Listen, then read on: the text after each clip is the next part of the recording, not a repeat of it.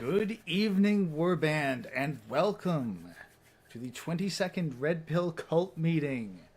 We've got D-Man 50, Gem Power, Sotnar, August Lion, Forno Raisin, Manwatopi in the chat. Welcome, welcome. So get your red robes, grab your drinks, sacrifice your goat, because we are back to exploring the past of Think Before You Sleep, the lost episodes, if you will. Some of these might actually still be available on his YouTube page. Most of them probably aren't. So, honestly, let's get right into it. At 1.3, we'll do the intro. So,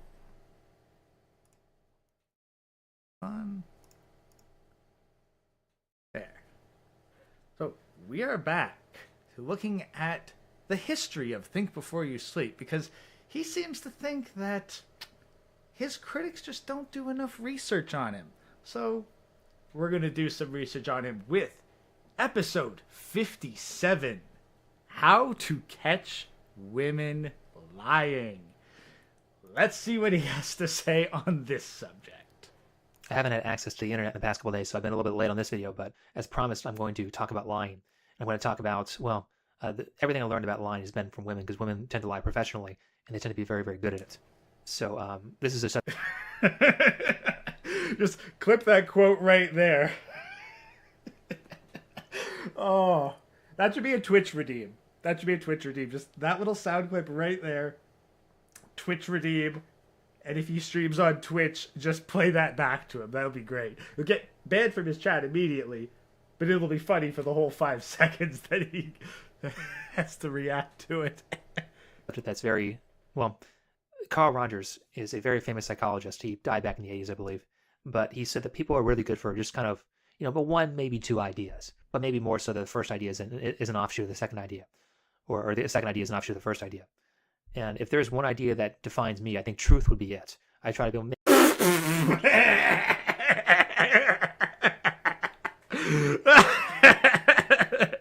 Keep telling yourself that, buddy. Oh, that did not age very well. Insert John Tron clip here. Maybe truth or nonviolence, because I believe those principles pretty highly. Because I've had a lot of things go wrong in my life because of lies. Because either of delusions that I've had, or because people have been lying to me, or because society, the lies of society. So I want to make sure, for me personally, that I'm as disciplined on this fact as possible. I try to tell as few lies as possible. It's impossible to never lie. But the less you lie, the less you distort your own reality. No. I'm pretty sure that people who take a vow of silence never lie. No, it's not impossible to never lie. You just have to be willing to upset a bunch of people. You have to be willing to be silent. But there's a difference between telling a lie and telling something that is not true, but you believe to be true. So long as you sincerely believe everything you say, you can get through life without lying. So, what this says is that Sean is someone who has lied to people, and he is coping by saying that everybody needs to lie. And yet he's going to hold himself to the principle of truth, but, he's going to give himself some room to bend, so the principle's not that strong. A lot of times what will happen is that you'll distort your own reality so much by lying to others that you can't tell what's right or wrong. Because if you're going to lie properly, you have to believe the lie. And you'll eventually tell so many lies that you don't know what's right or wrong. So I try to limit that by not lying. And of course, if you refrain from lying, if you can teach yourself how to not lie, you're gonna take perspective and look at all the strategies that you did use to lie, and you're going to be able to identify those strategies in other people. Much like, is this something that the average person has trouble with? Like, do most people feel the need to lie throughout their entire life? I feel like Sean's projecting pretty hard here. Like if you're like a really crappy martial artist and you become very good, you can look at the people who are lower level than you, and you can look at the people who are more advanced than you, and you can kind of tell, well, this is what they're doing that's better than me, or this is what they're doing that's not as good as me. And you can do the same thing with any other skill-based thing, which pretty much everything's a skill, lying included. So one of the best pieces of advice I've had on this, and I'm not going to go over everything, that's too much for one video, plus you wouldn't remember all of it, but one of the really big things that I've been told over the past couple of years, I think it's something that kind of had kind of ingrained in me, but I think Jordan Peterson said it probably the most properly, is you never listen to what people say, you always watch what they do. Congratulations, basic tenet of Red Pill. Don't listen to their words, look at their actions. And honestly, just good advice. Like, red pill or not, that is just basically good advice. So, I mean, he's not wrong there. I don't know, maybe back in whenever the hell this was somewhat revolutionary on the internet, but whatever. We'll go along with him at least passing along something decent, even if it has become kind of generic these days. Because well, we learn how to do things before we learn how to speak, and speaking is an imperfect method of communication. Because ideally, what you want to do when you speak is you want to take what's inside your head and put it in somebody else's head. But there's a lot of flaws and mistakes, and whether intentional or not. And a lot of times, of course, if someone is lying to you, they're intentionally misrepresenting themselves. In fact, well, if they lie so much, they might not be able to accurately represent themselves. So what you want to do is you want to watch what they do instead. Like here's an example. Since this is a MGTOW channel, we'll use a female example. Let's say back when this was a MGTOW channel. Yeah, I'm pretty sure this video is not up anymore. You're dating some girl, and you kind of have a temper.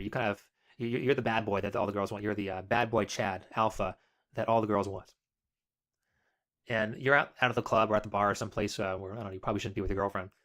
And she is a drama queen. Because a lot of chicks are like that, especially the ones who've been really abused. They'll use any excuse to cause drama. Like, let's be honest. Like, if she's, you gotta differentiate between, is this someone who I am considering for a wife, or is this someone who I'm using as temporary entertainment and physical relief? Because if it's temporary entertainment and physical relief, then yeah, you might go out and be with her at the club. But if that's potential wife material, no, you're not going to take her to the club. And so what she's going to say to you at the club is she's going to say, that guy over there, he was looking at me weird. I don't like him. And you being the someone who's not in control of their anger is you're going to start getting a little bit pissed at that guy. And you're going to say, well, fuck him. Who does he think he is? And she'll say, no, I don't want to start. I don't want to start anything. He was just looking at me weird. Just don't go over there. Don't go over there. I don't want to start anything. So her words are saying that, well, I don't want anything to go wrong, but her actions. I've been on the receiving end of that. Remember high school dance, this one girl was basically grinding up against everybody.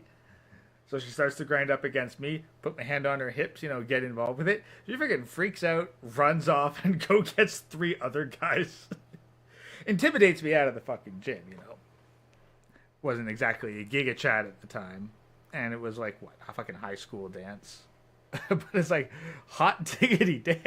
Fucking grinding up on a dude the instant that he actually reciprocates, you go grab 3 boy toys.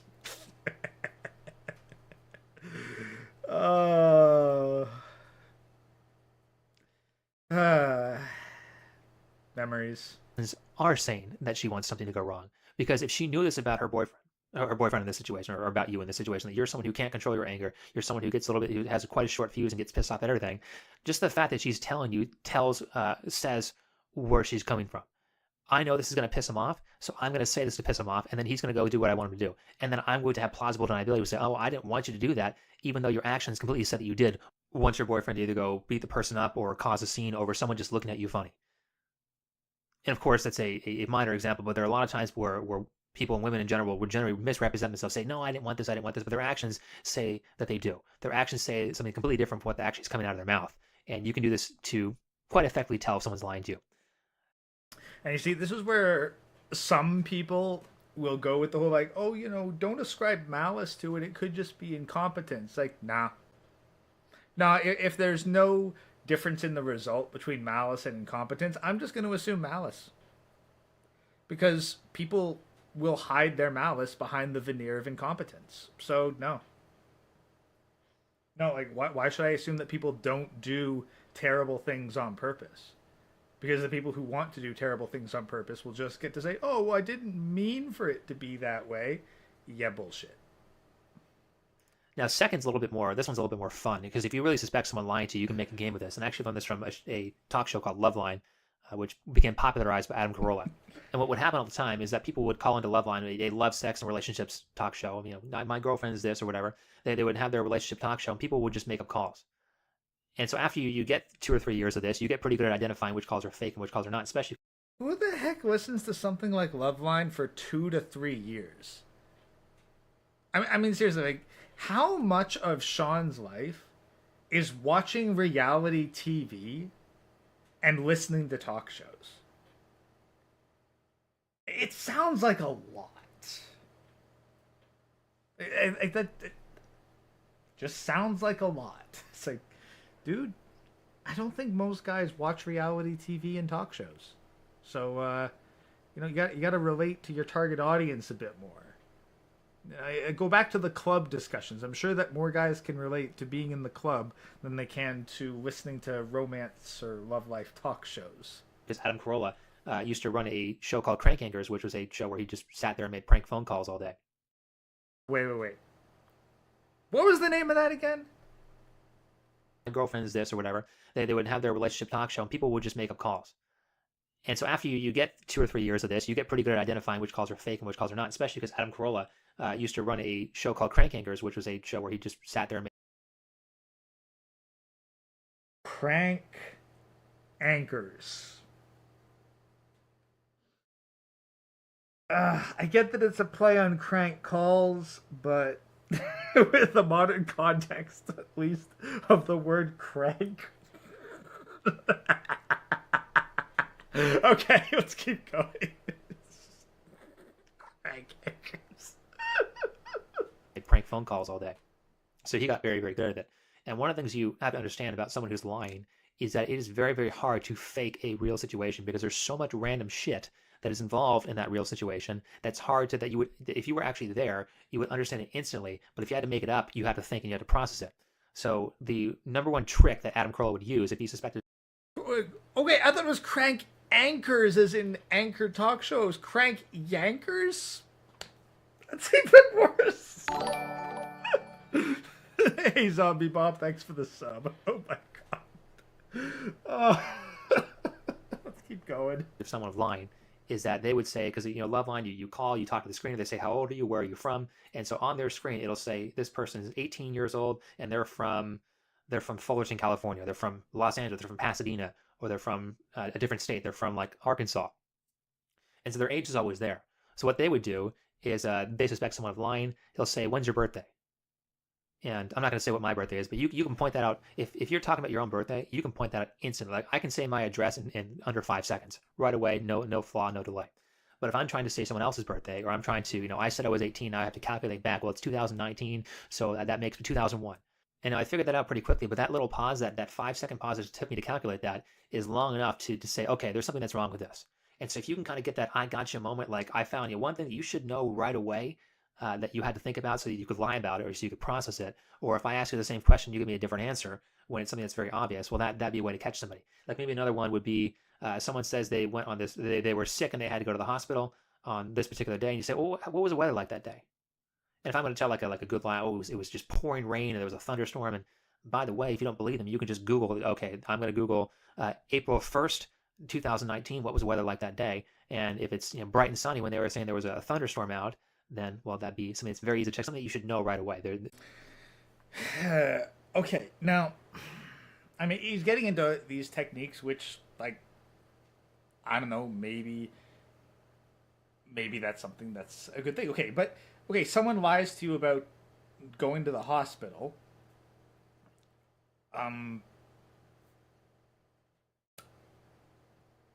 Why are you trying to go this extra mile to determine if they're lying or not? I don't know. Maybe he'll get to this point, but let's see. Things that make the story not make sense, and you can kind of ask multiple questions like this that are simple, and you'll probably think of a routine to say if I feel someone's lying to me and they're trying to misrepresent themselves, here's 3 questions I can ask them that they would know in the situation that they're telling about, that they would know instantly. And so that's kind of a fun one. But of course, you've got to be crafty about it. You can't just say, well, what temperature was it, or what's your birthday, or something like that. You have to be very crafty. You have to kind of slide those in there because if they suspect that you think that they're lying, they're going to get a lot more crafty and they're going to be a lot more brief and they're going to try to maneuver around you. What you should, if you're effectively lie detecting, you don't want the person to know that you're lie detecting if you can help it. Now, last, a lot of times if you know people really well, and of course if you're around pathological liars, then you should change up your lifestyle. If you have to use a strategy more than once in somebody, then that's not a good sign. But a lot of times people will use their relationship with you to manipulate you. Like I was just talking to somebody who, one of the family friends, like my mother had like a bunch of different people who were like contractors or who were at the Boy Scouts or who were at the parent teacher conferences and stuff like that. And so you kind of had this community of people, And one of these community people was a person who contracted houses. She did a lot of upgrading on my childhood home. And so he had a situation with his ex-wife that was very, very terrible. He clearly married the wrong chick. Now, I don't know too much about what happened, but as far as I know, the chick he married was batshit crazy. And chick he married was batshit crazy. Yeah, I'll take shit that every husband goes through for 500, Alex. they had a daughter. And this guy fought his entire life to make sure that his wife didn't get custody of the daughter. Now, she was in California when they got divorced. And Okay, not his entire life. Like, the dude was not fighting from, toddler age to do it. So dial it back a bit, Sean. Fighting for years, fighting for months, not his entire life. she did not get full custody of her kid in California with a divorce. It means the only times they really do that is if the mother's on drugs. So she had to be seriously messed up to not get full custody of her kid because the dad got full custody of the kid. And then she moved to a different state. So this daughter kind of had, you have an emotional response to your parents. It's you can't help it. It's biologically ingrained in you. You feel that way unless your parents have done you some real wrong. There's a biological attraction to be around your parents. And so this particular person had a kid, pretty young, I think like 19. And then she wanted her daughter to meet her. 19 is not a kid. 19 is a legal adult. 19 can vote. 19 can, in most states, drink. 19 can smoke. Again, at least in most states, that there might be 21 restrictions to some, but no, 19 is not a kid. 19 is not a young kid. 19 is an adult. Okay? Okay, don't just slip that past real fast. Her grandmother. And her grandmother's like, "Oh, hey, how are we doing?" And "Oh, things are so great over here. I changed," or whatever they say. And why don't you go bring your daughter over to come meet grandma? And so she does. And this person, the daughter of my mom's contractor friend, is not really doing well herself. I don't know exactly what happened because we found out about this with as phone calls. Like, "Hey, I need some work done. How's the daughter? Oh, let me tell you how the daughter is." And so these weren't multiple. This is just one conversation with basic information. And so this daughter wasn't doing very well. Maybe she had some friends that were really into crime and drugs. And so while she took her daughter to Arizona to go see grandma, she got incarcerated. And then grandma, crazy as she is, did because the father wasn't around of this child.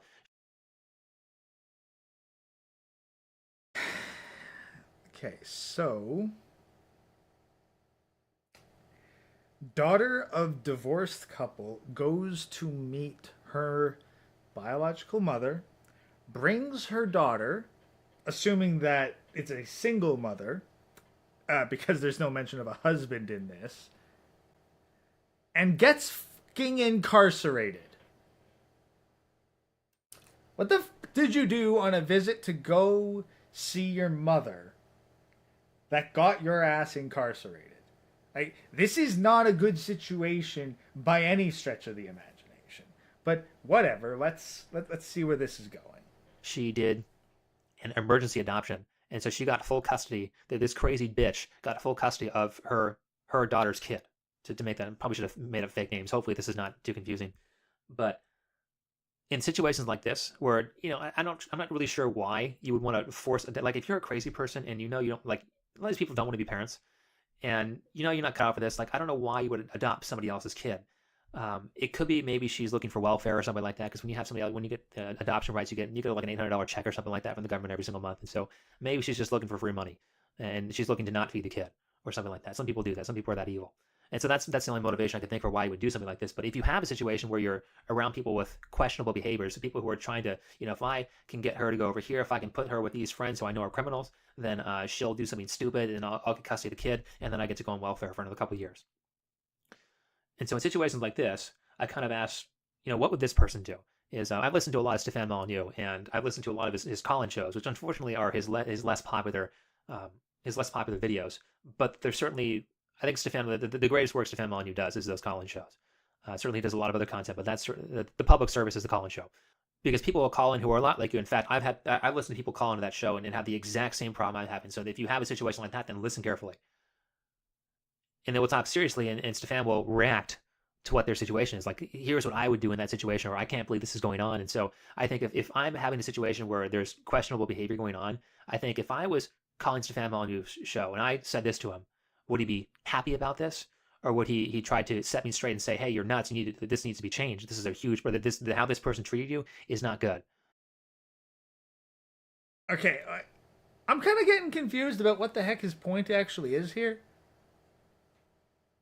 Because he's told this tale about how his friend lost custody of his granddaughter because the mother took it to go see the crazy divorced ex-wife. And the crazy divorced ex-wife did an emergency adoption of the kid. I'm assuming that somehow throughout all this, the grandfather was completely in the dark.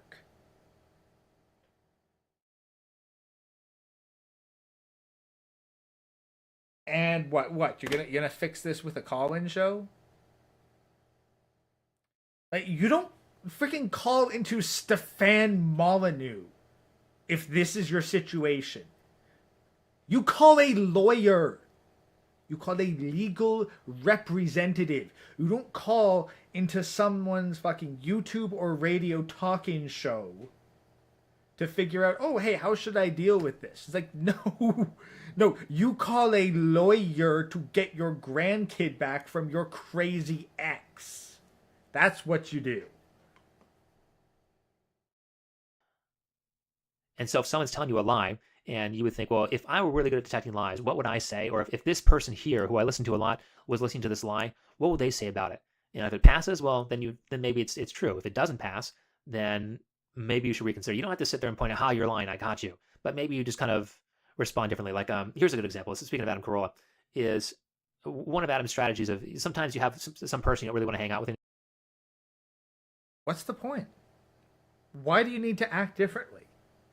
If you've determined that someone's lying to you, say whatever you need to say to appease them, disengage from the situation as soon as possible, and then cut them out of your life.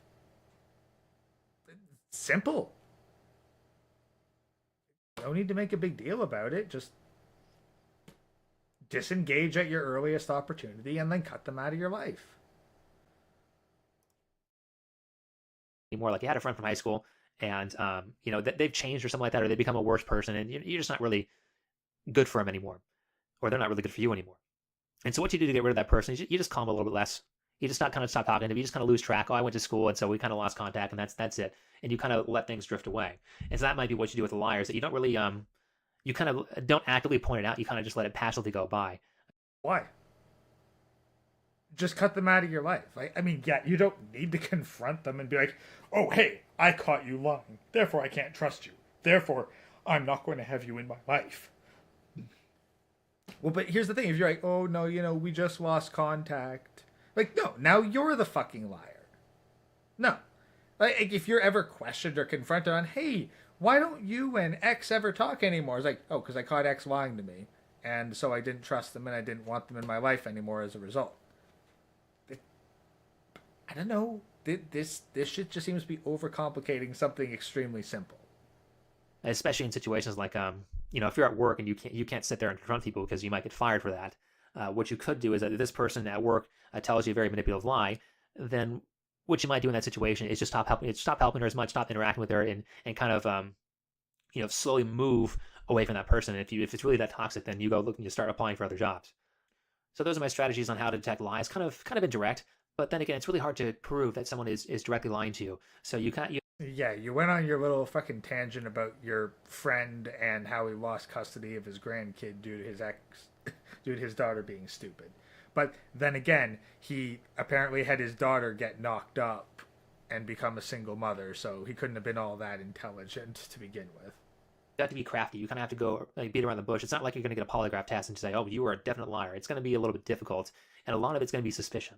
So I hope that helps. If you like this video, please hit the like button, subscribe if you're new. Comment if you have any other strategies. Like if there's something I missed, because there's a lot of strategies I didn't talk about. If you have a particular strategy that you like to use when detecting lies, how about you post that in the comment section below?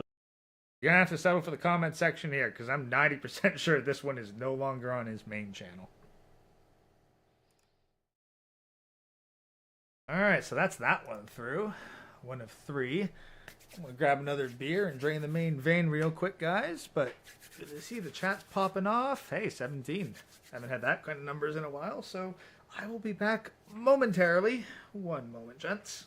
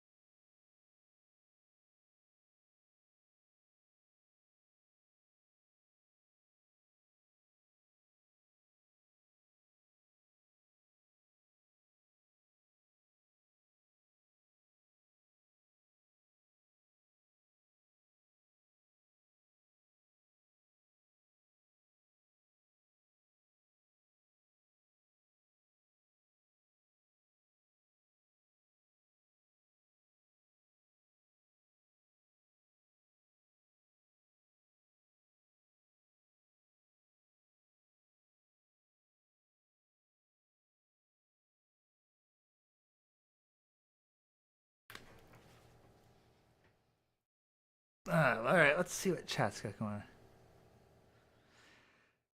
Yeah, no, August Land, that's the thing. I mean, I went through a point where I was watching his stuff as well, and then you just kind of snap out of it. Like, there's a point where, like, you start listening to him and you're hearing the stuff he's actually saying, and you're realizing, oh shit, he's actually full of crap. And that's part of why I'm doing this. It's very much a detox. Like, let's go back and re-listen to his stuff with a older, hopefully a little bit wiser perspective, and see how much of what he said was actually valid and how much was actually bullshit. Got Avatar's mouth stuck open. Yeah, I forgot to use V Bridger with this one, so I'm just using the standard VTube Studio for this. Not the most accurate one, but it's good enough, and it means I don't have to have multiple programs open.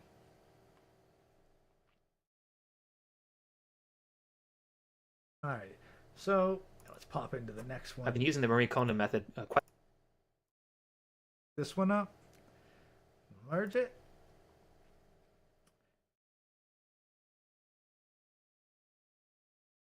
Begin. So, we are now onto episode 58 of Looking into the Past of Think Before You Sleep, also known as Sean.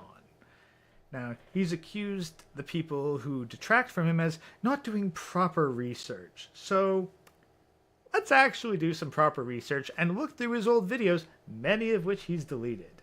So, episode 58. Don't help people. I've been using the Marie Kondo method quite a lot in determining which videos I should do and which videos I should not do. Do not know what the Marie Kondo method is. Let's see if he explains that. Because there are a lot of topics I want to cover, or topics I think I should cover, but I actually don't end up doing them because I just don't have the interest in it. And like, for example, today it's in the news that Julian Assange is being taken out of Ecuador, and it's going. You know, I'm pretty sure that stuff like this is exactly why Sandman told him you need to script your videos. Because if this is still his unscripted stuff, which it sounds like it's unscripted stuff, it's like, you definitely benefit from scripting your videos here, because like I've met chipmunks with a longer attention span. Let's keep going. To be charged for sexual assault allegations, which are clearly false. First two things with these assault allegations is that the first woman said that he raped her because he didn't wear a condom, and by the way, he says he didn't do that, But that's something that could be easily proven because if he didn't wear a condom, well, he'd have sperm inside of her, and she can go get a rape kit and get that all police reported out, and then have this all official. But she didn't do that, and not only did she not do that, but she let him sleep in her apartment for like a week or something like that, and that doesn't really sound like a chick who's been raped. And then the second allegation was fairly similar. I think they happened actually a very similar time. Like, And that's why they keep changing the definition of it. So that it can basically be, oh yeah, we had relations like 3 months ago. Well, I regret it now, so I'm going to say it was a crime. during that week or so that Assange was at the first girl's apartment. But I've looked at that topic a little bit. And this is why, like, if you are ever going to have relations with a woman, you don't let her know your name. You don't let her know your address. Because any personal information can be used to track your ass down and file a crime against you. Now, are they all going to do that? No. Can they all do that? Yes. And just because someone can do something is a good enough reason to look after yourself. Because let's be honest, guys. If you found out that, like, hey, if I am with this person, then they are going to hold a gun to my head for the rest of my life. Do you really trust them to never pull that trigger? Never? I mean, we're in some Death Note territory right here. You know, actually, that's probably a more accurate thing. Like, imagine you know somebody has the Death Note, where they can ice you in a second if they know your name and face from anywhere at any time.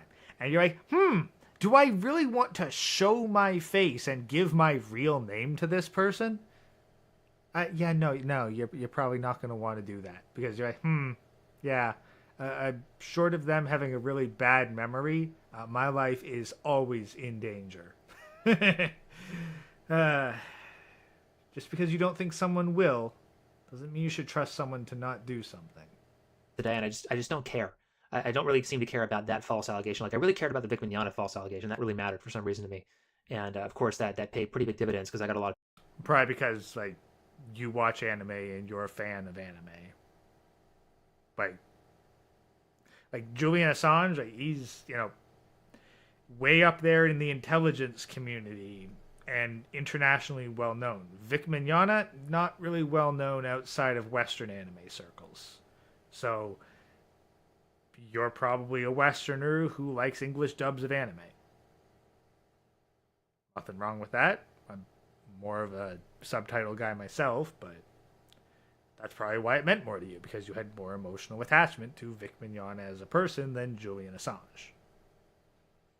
That was... Edward Snowden was the intelligence guy. Julian Assange was the guy who ran WikiLeaks, I believe, who distributed that, but... Yeah, no, I'm... Good call, guys. No, I'm wrong on that. No, Julian Assange got dropped with a bunch of false accusations because, well, that's the thing. Julian Assange managed to do shit that got him wanted by multiple governments around the world. Edward Snowden is just despised by the U.S. government. He in that video. But it seems to me, if I don't really feel like I'm interested in a topic, it's not going to come off that way. And maybe the people who would listen to my videos or watch my videos, listen is probably the better way of saying this, is they're not interested in it either. Maybe it's I'm only attracting people who are interested in things I'm interested in, or at least I'm deeply interested in. So I don't really care about the Assange topic that much, and that's probably all I'll talk about it. But it's been almost 2 weeks since I've done a philosophy video, and this is one I can't believe I haven't done, because this is a topic that I reuse all the time, especially when I was teaching exercise, is that I don't help people. I try to help. When you're teaching exercise, you shouldn't be talking philosophy to your class. You should be talking fucking exercise. Like, seriously, like, I mean, I know that this guy'd probably never actually have a conversation, but I genuinely want to ask him. So, hey, Sean, tag me in like a video clip if you ever actually respond to this somehow. But why? Why did you think it was appropriate, let alone necessary, to talk about philosophy during your yoga class. I've never been to a yoga class. I don't know how the system runs. But I would hope that when I went to a yoga class, that the only talking I would get would be how to appropriately enter the stretching and holding and physically challenging positions. And that'd be it. I don't care about the personal politics of my instructor.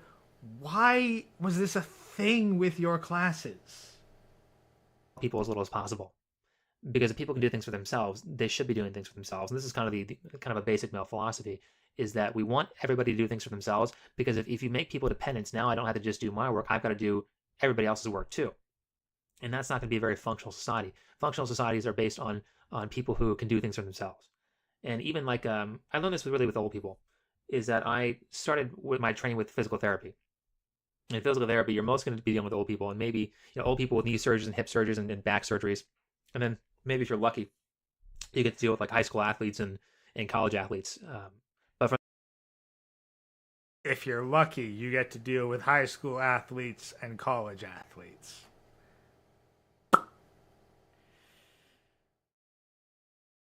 Why do you prefer working with younger athletes? Why is that considered lucky, Sean? Why do you want to work with younger people than older people, Sean? Why do you want to have your hands on younger people rather than older people, Sean?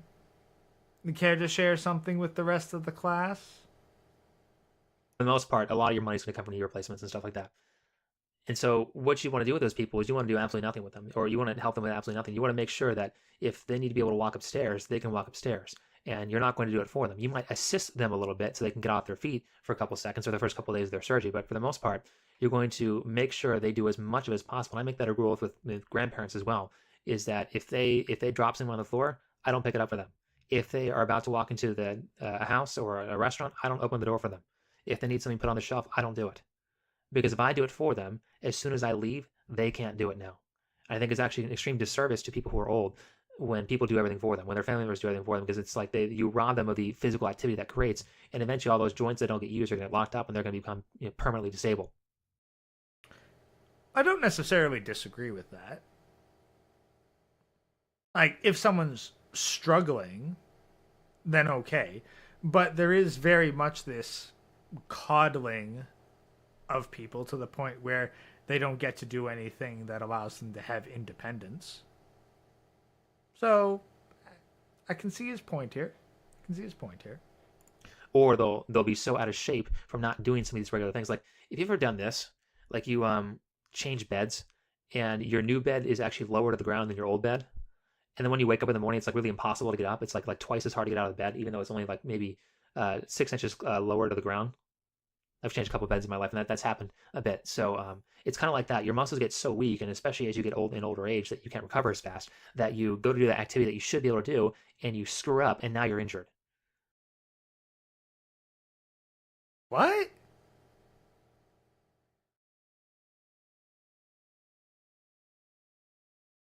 Put your bed 6 inches lower to the ground, and it's harder to get out of it?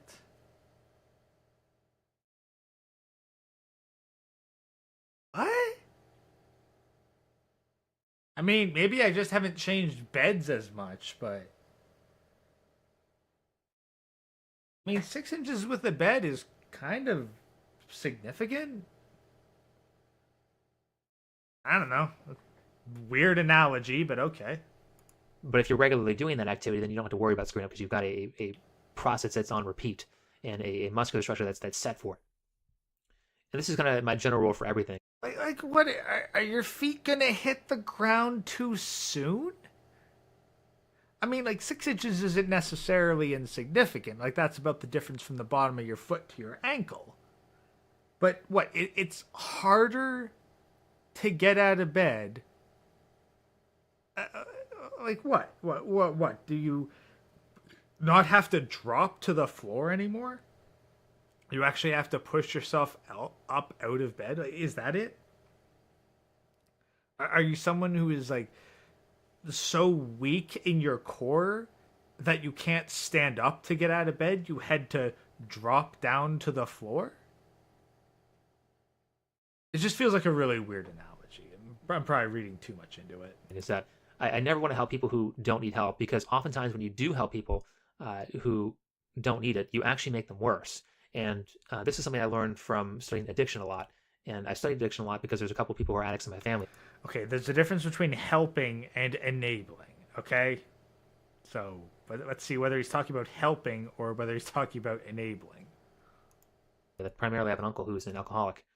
And my uncle would drive home drunk every single night. And it's amazing how often he drove home drunk and how long it took him for him to get caught. I imagine that before I became aware of this, because my uncle, when I was very young, my uncle lived with us. And I imagine he had been doing this his whole life.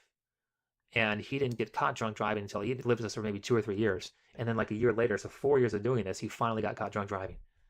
And then when he got caught drunk driving, he had to go to rehab. In my opinion, because he was legally forced to go to rehab. And if you know anything about psychology, if you're forced to do something, you're not going to do it. So the rehab wasn't for him. The rehab was to put him in a little box so the family can interact with him properly and say what needed to be said, so that they can kind of get things off their chest, so they can kind of communicate what's going on. And maybe if you're lucky, the person will feel bad about it. But my uncle in this case did not feel bad about it. But the really important part of that rehab for the family was like he had to go for like a week or something like that. And on the second to last day, it was like a Saturday, they got all of us together. I think there was like 30 of us that he was connected to. And he wasn't in the room when we did this. But they said, if he ever asks for help and he's drinking, you say no. Never help an addict. Because what will happen if you help an addict is that they'll say, okay, I can drink now. Because what happened in this case, and by the way, we all did this, and unfortunately, I don't know what the correct methods for this is. Clearly, this didn't work. The advice was correct, but the methodology of how that advice was carried out was incorrect, because people that a lot of the people in the family didn't get it. A lot of the core people didn't get it, and they continued to help my uncle out, despite the fact that he was still chronically drinking. He still chronically drinks today. It's been over 10 years at this point that he's had this problem. But what happens with people who are addicts is that they would drink and then they lose their job. And so my uncle's boss in this case was somebody who was kind of like a close family friend. This is probably pretty hard for him, the boss. Man, actually, I mean, I work in the trade, so I've known more than a few guys at this point who have come through, and they are clearly addicts. And they've basically always got someone who's enabling them. So, I mean, I kind of just felt the need to interrupt because I was letting them just carry on. But I'm curious to see where he's going with this. I'm a bit curious because I actually do have somewhat of a personal experience in this regard. So let's see. And he had said, well, okay, you can still work at this company. My uncle was making he was making well over 6 figures. He was making a shitload of money.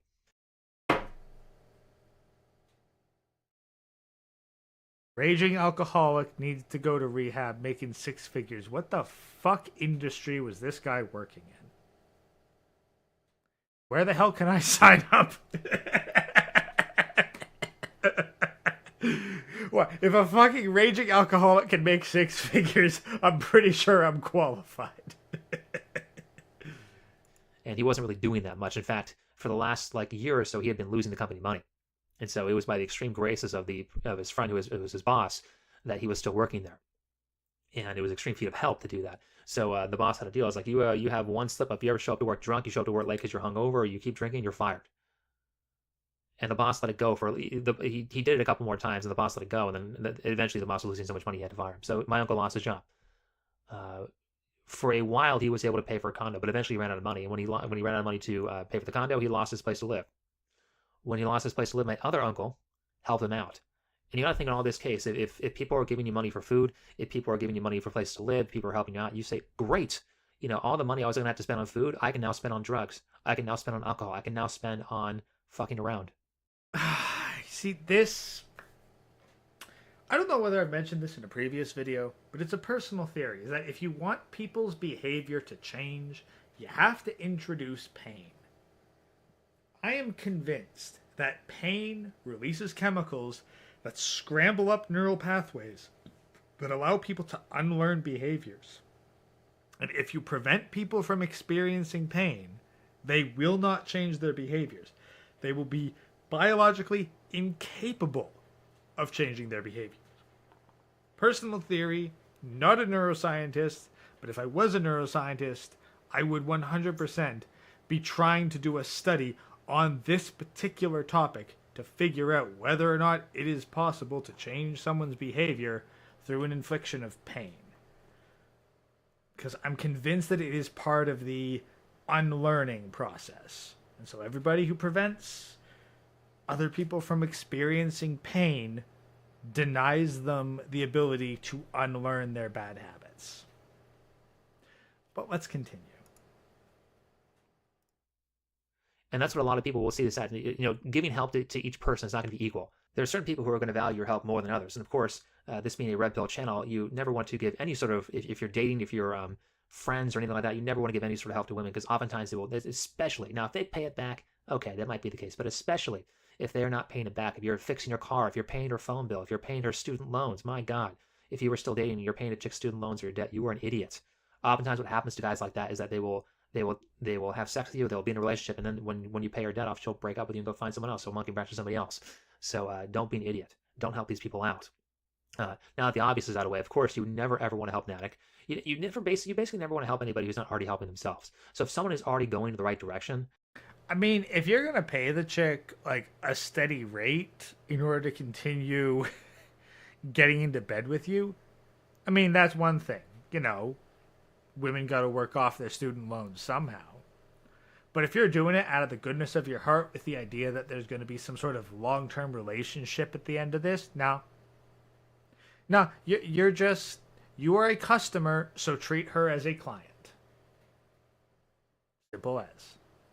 and you want to give them a little boost, like you want to give them a job opportunity, or maybe it's like they need a loan or they need a place to live because some shit happened, but they're someone who's on the right track. These are generally people who you want to help. Someone who's drinking all day, someone is just someone who only calls you when they need favors from you, or people who are generally rude to you but then ask you for. I had one bugger hit me up earlier this week. He hasn't contacted me in like weeks or like maybe a couple months. First thing he's doing is asking to borrow a bit of something I've got. It's like, I didn't even respond to him because it's like, dude, you fucking pretend I don't exist until you need something from me. Fuck you. Favors for some reason. These are generally people you don't want to help. And not only does that harm you, but it harms everybody else. Because think about it this way, if they know they can emotionally abuse you and manipulate you into helping them, they're going to do that to other people as well. So if you say yes, they're going to say, okay, hey, this strategy works. Let me try this again with somebody else. And now you've just made somebody else's life worse. And by the way, if you really think about it, and that the problem with these things is that they are not obvious. Like karma. I very, very highly believe in karma. I very highly believe that nobody gets away with anything. Nah, people get away with shit. The universe does not give a fuck. Bad people get away with shit. Good things happen to bad people. Bad things happen to good people. The universe is not fair. It does not equalize. People might suffer long-term consequences for their actions as a consequence of their actions, but there is no cosmic balancing force in the universe making sure that those who cause harm to others will eventually cause harm unto themselves. And that's not a balancing force of the universe. That's just the consequences of reality. They do bad, and I don't think that, or I think that when people do good things, they're often rewarded, especially if they do them often enough. But they're not rewarded in very obvious ways, and people are not punished in very obvious ways. But if you help somebody who is abusing you, they're only going to get worse. And you think of it this way: that person who is an addict, who is an alcoholic, what they need is they need you to say no to them. They need you to not help them. They need you to let them hit rock bottom. They need to let their life be so fucking miserable that they have to change. And if you were, they need enough pain that their brain will unlearn these ingrained habits. If you were denying them that, if you're saying, "Oh, I'll help you with this, I'll help you with that," okay, it's okay if you drink, it's your choice. And I've watched people with known alcoholics, they will pay for their drinks at restaurants and then just enable them and help them. So you are actually robbing that person of the, much like if I pick a piece of trash off the floor for my grandfather, I am robbing him of the ability to do it for himself. If I help an addict drink more by paying his rent or Okay, there's a difference between helping your grandfather who has back issues and it takes him a good 2 minutes to bend over and pick up a piece of trash off the ground and put it in the garbage, and helping someone who is making a conscious decision to ruin their lives. There's a fucking difference. Do not equate these things. Driving him to work or doing all these things that he could be doing on his own, I'm actually delaying him from recovery. Generally, people who are in that type of case need their lives to be so miserable that they change. And so you supplicating them, you appeasing them, and you doing things for them is... It's called enabling. You're enabling them. Enabling. Like, seriously, how have you managed to get this far into the video and you haven't mentioned that word? Actually, not only making your life worse, it's actually making their life worse too. And that's kind of where every good addict needs a codependent to depend on. So you want to make sure that you're not that person. And I don't really know how to get other people on board with this. I guess you can just kind of explain it to them, but if they're real codependents, it's going to be real hard to, because it's like one thing that... Well, no, it's the thing. It's the same problem. You need to make them suffer. If someone is not learning the lesson of helping out somebody who's an addict, then they need to suffer sufficiently in order to break themselves out of said habit. I mean, it's not rocket science.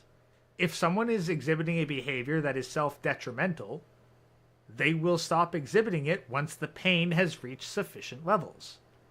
That's why, like, people who are morbidly obese, when do they get that wake-up call and start realizing, oh shit, I need to actually lose weight? Oh, usually it's coincidentally the same time they have a fucking heart attack. So, sufficient pain and perhaps fear of death. That's what it takes. So you trying to talk out to someone, like, no. No. Heck, for all you know, this person enjoys having somebody in their lives that is dependent on them. Because it makes them feel wanted, it makes them feel needed, it fills some sort of emotional void in their hearts to have somebody who requires them to continue existing. This is a nested layer of problems. Don't worry about what other people do. If someone else wants to support somebody who's a fucking addict, whatever. That's not your life. That's not your resources. That's not your money. You don't need to give a shit. Let them suffer, because clearly they are addicted to approval. So withdraw your support from them so that they will suffer faster, so that they will experience enough pain, that they will realize they need to stop supporting the fucking addict, and thus the addict will suffer enough to change their ways. But that's not your responsibility. That's not your problem. Just withdraw your support, withdraw from their life, and let it sort itself out. Like, other people's lives are not your responsibility. Just look after yourself, for fuck's sakes. Like, this doesn't need to be that hard. Smart addicts will do is that you'll say no, and they'll find the next weakest person. And if they say no, they'll find the next weakest person. And they really have... But that next weakest person isn't you. That next weakest person is not you. So it's not your concern. I mean, if it's like, I don't know, like your wife or your kids or your brother or, someone who you are invested in the well-being of, okay, then maybe I could see a reason to step in and make a case for why this person shouldn't be supported. But if it's someone who has no direct relation to you, whose financial well-being has no bearing on you, it's not your life. Let it go.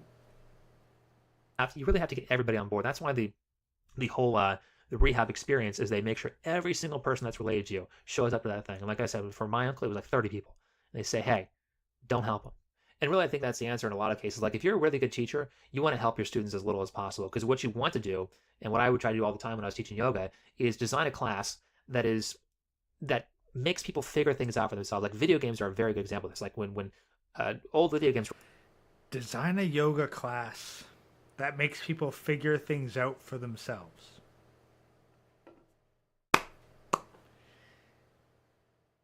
If people were going to figure out yoga for themselves, they'd get a fucking book with the poses, or they'd watch a YouTube video on the poses, or they'd fucking get written instructions with crappy drawings on the poses.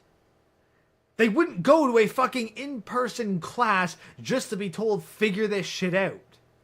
If your only purpose there is to tell them to figure this shit out, what the fuck are you there for? To spout philosophy at them while they try to improve their physical bodies? Damn. I wonder you went to fucking YouTube. Clearly you were a shitty yoga instructor. Out. They couldn't explain everything to you. Like, I fucking hate it when you play a video game and the game explains itself to you. Like, press A to jump, or something like that. Whereas if you look at Mario, the very first Mario game, it doesn't tell you shit. I mean, you have to press. The very first Mario game had such low memory that they needed to reuse the assets of the clouds to make bushes. The Goombas are recolored mushrooms. The clouds are fucking bushes. Like, the bushes are literally the top half of a cloud texture on the ground and colored green. They didn't have the fucking memory space on an NES cartridge to give detailed tutorial instructions. I mean, yes, I will agree. It is sometimes better to show an action rather than put it up. Like, yes, it's very annoying to have a pop-up appear, interrupt the game experience to give you an instruction on a basic action. And especially on the freaking NES, which literally has a D-pad, start, select A and B. You're gonna figure out, hey, move to the right and this jumps. If you manage to get 10 seconds into Mario and you don't figure out what button jump is, it's probably because you're paralyzed and someone just shoved a controller into your hands. Like, come on. Like, there's a difference. But like saying like, oh, the first Mario game didn't need to do this. Like, it was the fucking NES. They were very economical with their memory usage. Dark Souls has a full-on tutorial giving you a whole bunch of instructions. It just makes it optional. And that's a modern day thing where the fucking tutorial instructions don't take up that much memory relative to the size of the game. But when literally every bit counts, yes. Yeah, they needed to be a little more conservative with what they chose to give and not give information on. Side tangent rant over. Let us continue. Every button to find out, okay, start is the one that lets you play a one-player game. Sometimes you have to press select, but there's a couple buttons on it. Press every single one until you figure out one that works, because you probably lost the manual. And then when you're in the level, it just plays the level. You walk forward, and if you keep walking forward, you're going to run into that first Goomba, and you're going to die. And you might do that 2 or 3 times before you figure out, hey, I probably shouldn't just run right into this thing. If you gotta run into a Goomba 2 to 3 times to realize that you shouldn't do that, you're kind of fucking stupid. There's probably some button here that does something that will get me past this obstacle. And there are actually multiple ways to get past that obstacle. One, you can hold the B button, run and jump over it. You can run and jump on it. I think there's 2 I can think of. But a lot of games are designed like that. They're designed to make the players figure things out for themselves, so you feel a sense of accomplishment. Like if there's a challenge put in front of you and you figure that out, you're gonna like that challenge that you succeeded at. And if you're going to create a game that people want to play, you're going to constantly be making sure that you guide them through different challenges by letting them figure it out themselves. Because I'd find a lot of times when I teach people and I'd walk up to them teaching a yoga class and move them into the shape that they should be in, 10 minutes later they'd forget what I said and they'd go right back to doing what they were doing. And then I would do nothing for That's because you made the mistake of opening your fucking mouth and espousing for 30 seconds plus about what the hell they should be doing and why. Instead, you should have just walked up silently, repositioned them without saying a word, and then move the fuck on. About 2 weeks, and they'd be doing the same thing. They would not internalize what was being said. But if they if I kind of explain things in a way, if I kind of have people move things around and play and discover and do. No, that's the thing. Sean sounds like the kind of guy who gets stuck on the fucking Cuphead tutorial. That's really the thing. Like, I don't know if you guys have ever seen that. Like the guy, like the fucking games journalist who got stuck on the fucking Cuphead tutorial because he couldn't figure out how to fucking jump off of a lower elevation and dash midair to reach a higher elevation. I think the dude literally spent 10 fucking minutes failing to jump between two platforms during the tutorial stage. Like, if it took you 3 fucking lives to figure out, hey, don't run into a Goomba, you kind of fucking suck at video games and you're probably really goddamn stupid. Stuff like that, they're like, oh my god, when we did this, I figured this out, and I just had this forever. In fact, most of the things you'll figure out in things like an exercise class are things that you struggle with, or most of the things you'll remember. I mean, no, you're right. Yeah, Sean's life would be better if he was mute. Like, this guy's probably self-sabotaged by opening his mouth and saying excessive amounts of shit, far more than if he just remained fucking quiet. Are the things that you struggle with the most. Like, how many times have you heard somebody say who's taught you something like, when I was learning, this is what I had the most trouble with, and that's the thing they focus on intensely. It's because it's the thing that they figured out. And if you do things for them, they don't have the opportunity to do that. So again, I think you often hurt people by helping them, which means if you're going to help somebody, it entirely depends.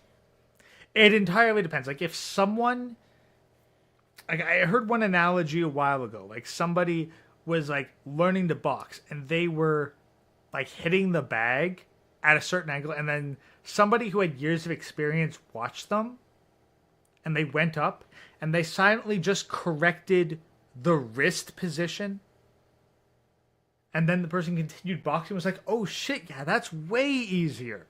And that was it. Not a word needs to be exchanged. If you need to tack on a 15 to 30 second explanation, you are failing. This shit should be self-explanatory to someone who's actually attempting it. Like, there's a difference. Like, you're equating helping somebody who's actively struggling with something to enabling an addict. Like, there's a difference between enabling someone who doesn't want to change their life and helping somebody who just needs a slight correction to see massive improvement. you have to really consider if they're a person that requires your help, if they're a person that deserves your help, if they're a person who's actually going to be helped by your assistance, or are they just going to be made worse? So that's all I have to say for this video. Like, God, you went in fucking circles for this one, equating the two, and then you try to pull yourself out at the very end. I'm pretty like, hey, this video might actually be up. Can't say for sure, but it's probably not. So if you want to comment, you got to comment below here.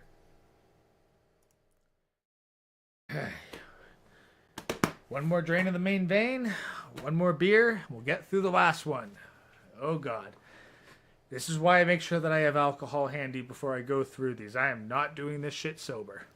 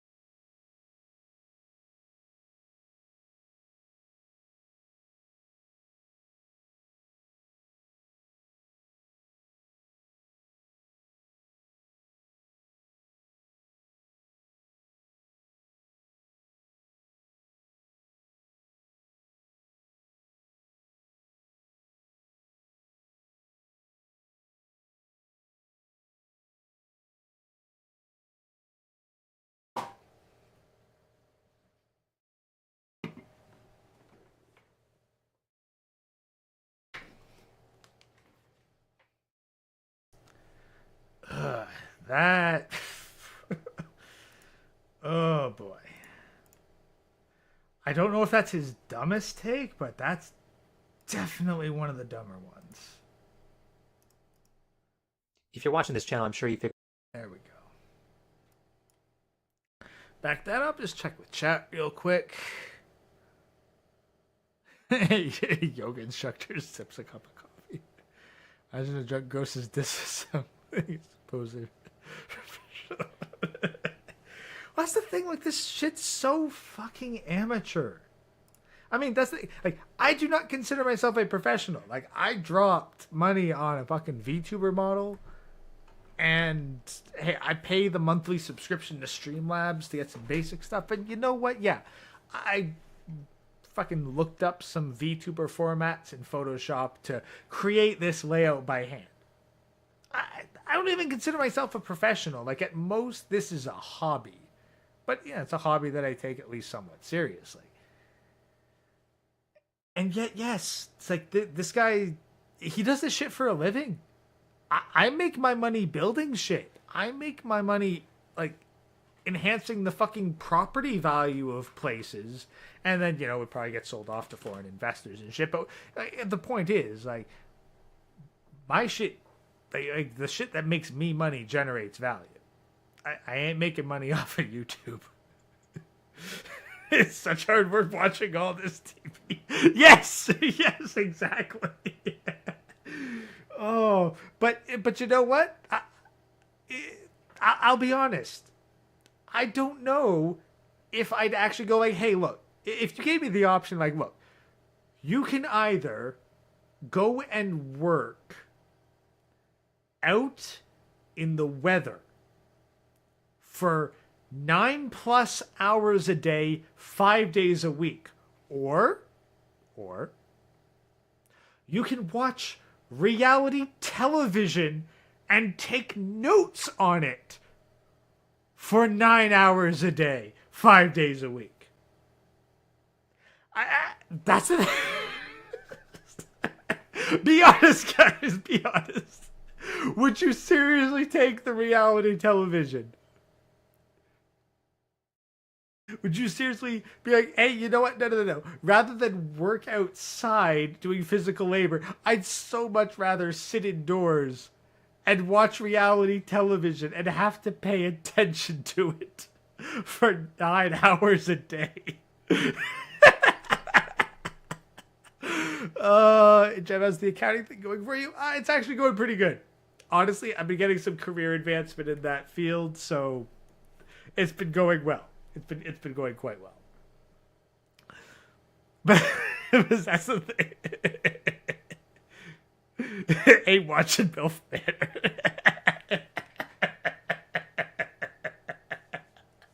Exactly.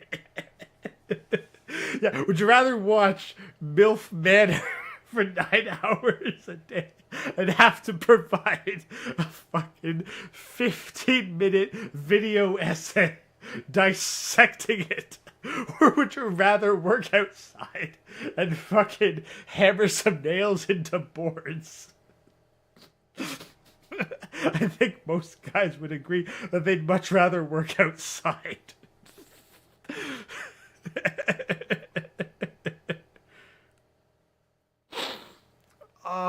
Is that MILF Manor out? I don't know. Let's look. Let me look and see if MILF Manor. Oh, is that still a thing? Yep. It aired on Sundays on TLC in 2023. Second season, April 28th, 2024. 2 weeks! Exactly 2 weeks to the day! MILF Manor, Season 2!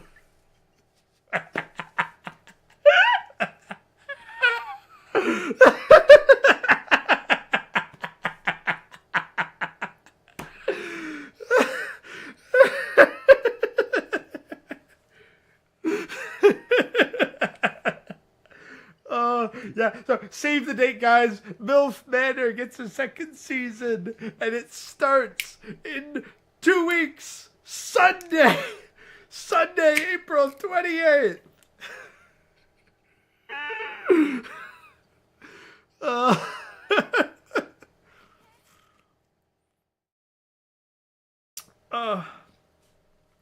Honestly, I don't know how much money I need to ask for someone to make me watch all of MILF Manor Season 1 and then produce a video on it. It'd be at least 4 figures.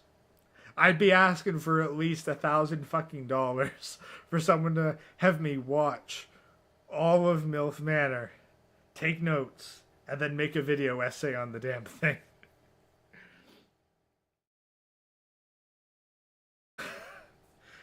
Oh dear God. I'm just thinking about that as like, $1,000 wouldn't even be enough, but like that'd be bare minimum.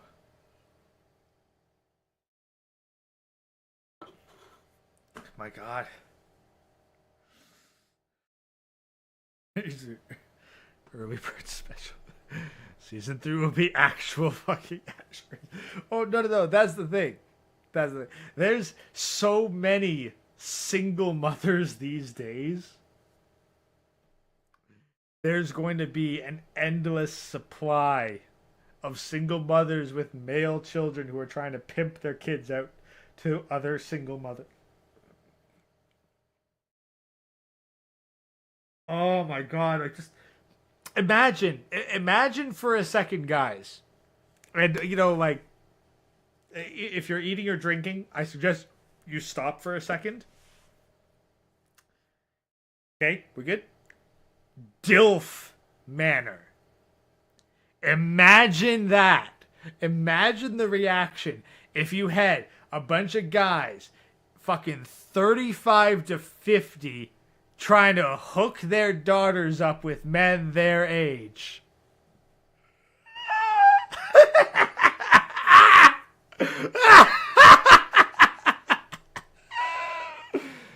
Oh my God. Definitely would not get the same reaction that MILF Manor has got. And that's for damn sure.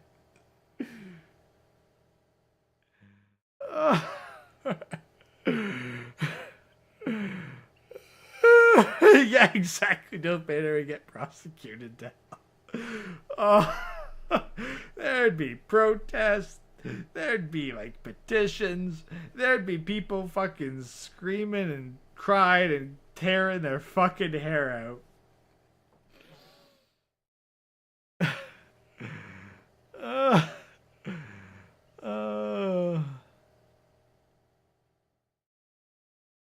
And that as a GILF Manor? No. That's not ready for prime time just yet.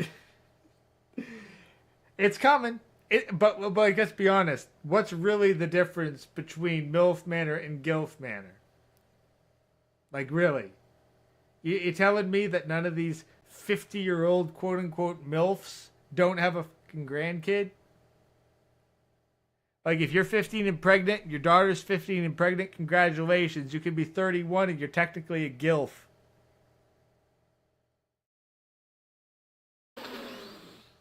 Oh, so here. I know I haven't put anything up, but here, I'll just put this real quick for the mental trauma that I've given you. You need to have muscles on your eyeballs.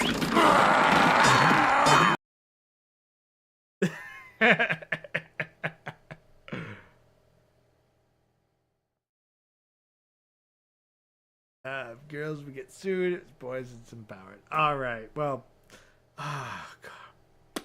Anyway, let's hit record and get into the third one. And here we go. So, we are exploring the past of Think Before You Sleep with episode 59.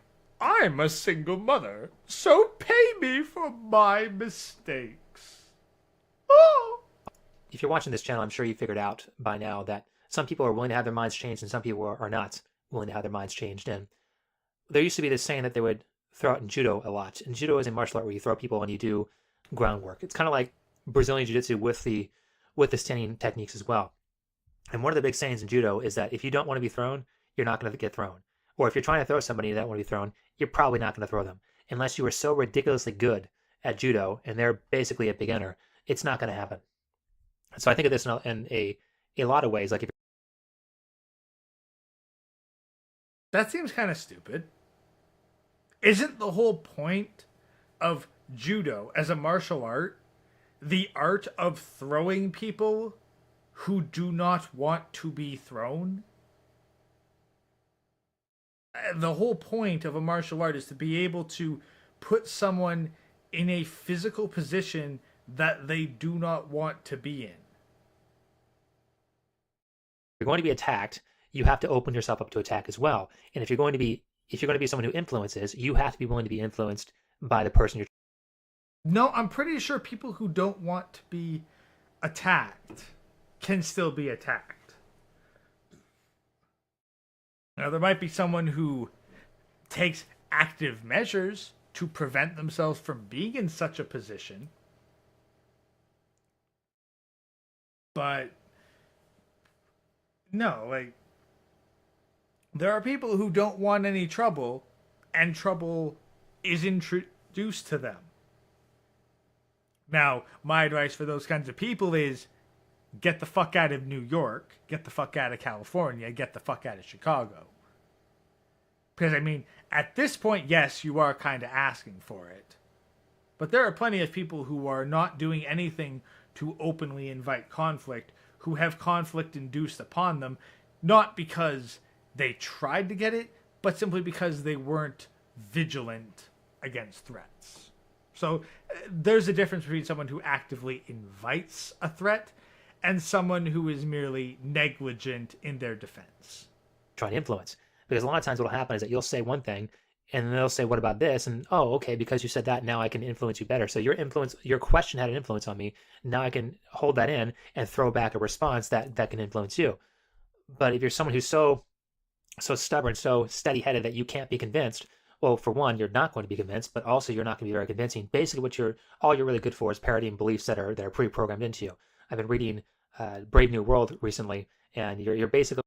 Yes, Sean read another book, and thus he believes that he is more enlightened than the average person who he thinks has not read that book. Admittedly, I haven't read Brave New World. At this point, so many people have quoted it that I don't even really think I kind of need to.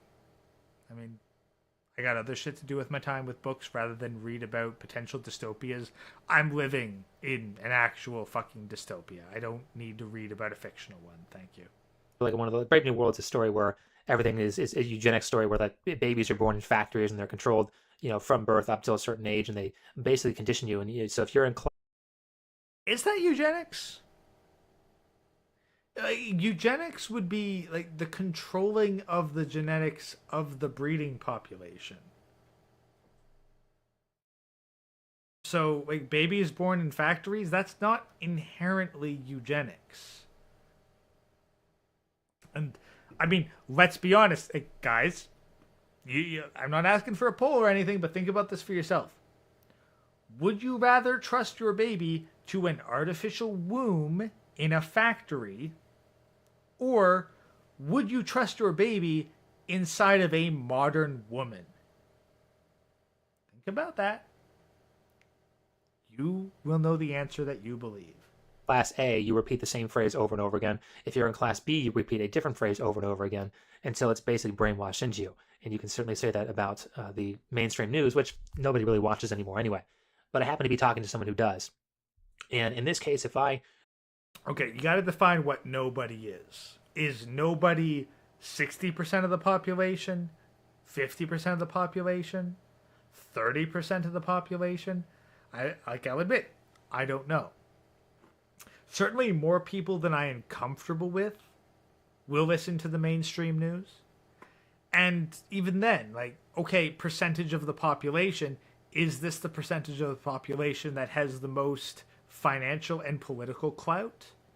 Okay, well then their opinion kind of matters a lot more, even if they're outnumbered. What matters more? 1,000 people with $10 or one dude with $10,000?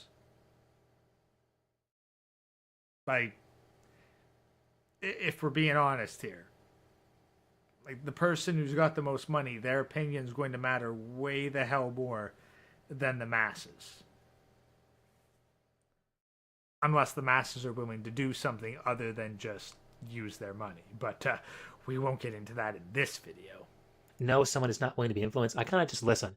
Because at the very least, one of the powerful things about listening is that you learn a lot more by listening than talking.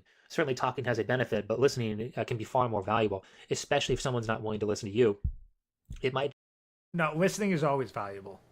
I honestly consider it to be the top skill to get if you feel like you need to improve your people skills. Learn to stop talking and listen more and remember what other people say. That's just going to serve you so much better in life. Being able to talk well is secondary to being able to listen well. So, I mean, that I will agree with. Just be good to listen to them. Because at the very least, even if you don't say anything, they will actually value you a lot more. So in this case, a member of my family had went to like a town hall with like the local congressman, plus there was a member of JP Morgan Chase there to talk after the congressman. And this audience was probably quite liberal. And there was a person in this audience who was like well qualified. She was the person who asked all the hard questions, and she was going to really tell that JP Morgan Chase guy what's what about how we're all suffering, how he's got to solve our problems for us. And so this if you are trusting some kind of central overpowering authority to solve your problems for you, you've already lost. Like, I'll be honest. Okay, so here's my conundrum. I would like to have a family. I look around at the laws. I look around at the society. I look around at the people. And I go, wow. This place is not conducive to having a family. It's a terrible place to have a family. So, do I go to a town hall or a Rotary Club and be like, hey, you, people with more power than me, you need to make the environment for having a family better. Are they going to listen? No. No, they are not going to listen. They do not give a fuck. So what am I going to do? Well, I'm going to do some research. I'm going to find the best place in the world to have a family. And I'm going to take all my fucking money and my skills and I'm going to move there. And they are going to benefit. It's like, it's the difference between complaining to your boss about working conditions and just getting another job. Like, they're not going to listen if you complain. You're still going to provide them what they want, which is your money and labor. It's like vote with your wallet, but on an international scale. If you don't like how your country is being run, if your country isn't searching your needs, if your local economy is not serving your interests, leave. Because, quite frankly, if vocalizing your interests was enough to get them to change, they would have changed by now. They don't give a shit. They care about results, so deny them their results. I'm open to being challenged on this, but quite frankly, I'm past the point of expecting politicians and business leaders to listen to people who complain about shit. Doesn't matter how intelligent they are, well-spoken, whatever. If you're not going to take your tax dollars and revenue and service to the community and fuck off, why should they care? A real smart person, and this is a story that I wasn't actually there. This is a story told to me by the very liberal family member I'm talking about. And this real smart person said, I'm a single mother. And she wasn't a single mother. She was like in her 50s, but she was like giving a like what if. Hypothetical is probably the correct word for that. She says, I'm a single mother and I work for your bank. I'm a teller and I make $16 an hour. And when I'm listening to this, I said, holy shit, a teller makes $16 an hour? Because I mean, like, that's American money too. Which, I mean, even if I convert it to Canadian, that's still probably less than I make, but like Still, 16 an hour for American, that's like double minimum wage. But the qualifications you need to pass through, I don't know. That, I mean, if you're just a teller, perhaps, but at the same time, you're also trusted to work at a bank and handle a lot of people's money. I don't know. Let's see what he says on this. That's probably way more than what they're worth. I mean, I remember not just a few years ago, tellers were making $11 an hour, and really, you're just a secretary. Like, secretary work is not that hard. Clerical, putting numbers into a computer. Okay. It might not be that hard, but you got to do it right. Like, like, I actually had this discussion yesterday. But imagine, for example, like a security guard who has to work for a company that delivers cash.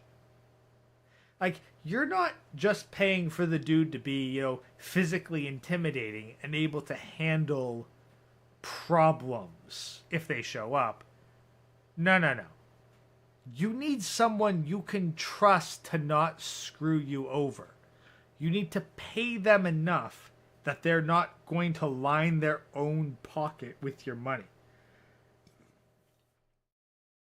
The work of a teller might not be terribly difficult, but you need to vet your tellers thoroughly enough that they don't walk off of every shift with a couple $100 extra in their pocket.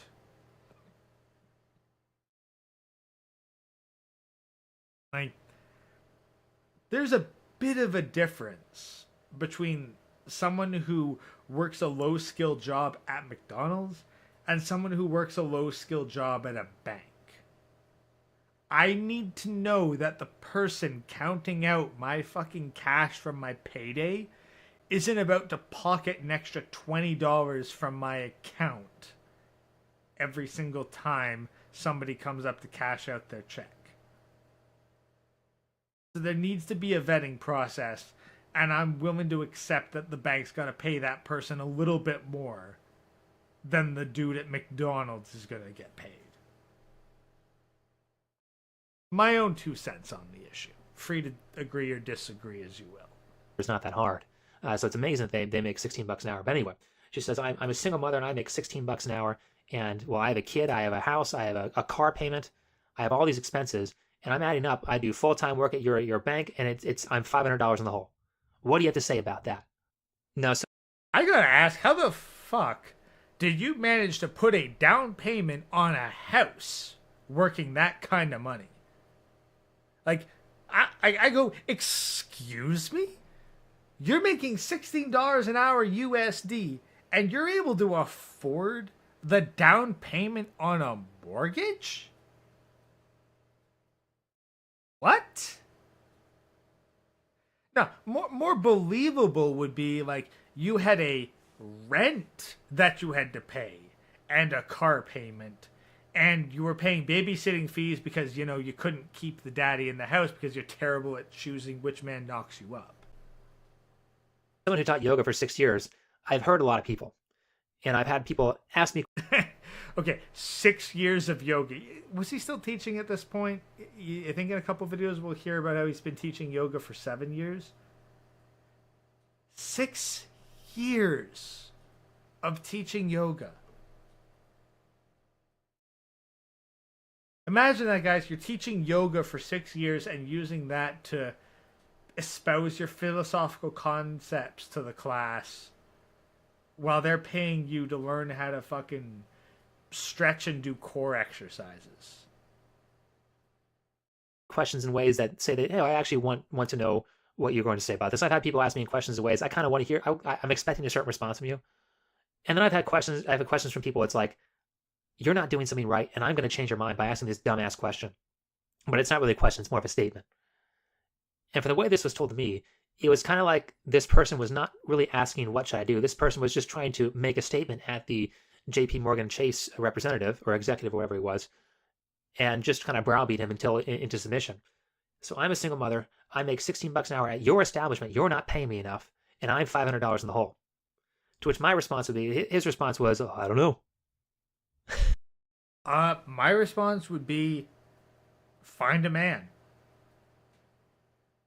Get a husband.